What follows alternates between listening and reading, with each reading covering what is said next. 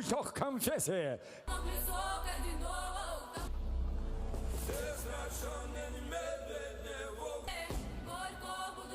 Кандидат в мастера спорта по спортивному 99-го года рождения, ему 25 лет. 107. Титулованный любитель, о котором мы сейчас, естественно, сказал, что с этой минуты все бои всерьез называют Раджабова титулованный. Не провел, одержал там победу, после этого Вес 66,3 килограмма. Сегодня Феникс, клуб смешанных единоборств, и 66,1 килограмма. Профессиональный рекорд и чемпион Европы по ММА Раджабов. потребуется. Вот это вопрос. И посмотрите, Лобов ничуть... Есть перевод.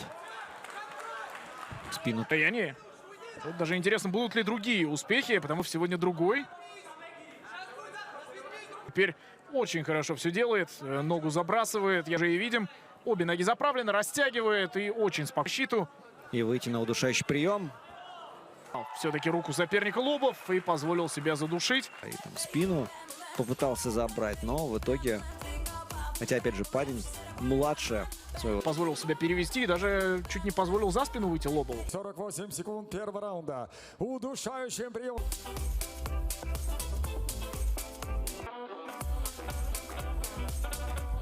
Перевел, все здорово сделал, позицию занял. И не так уж душить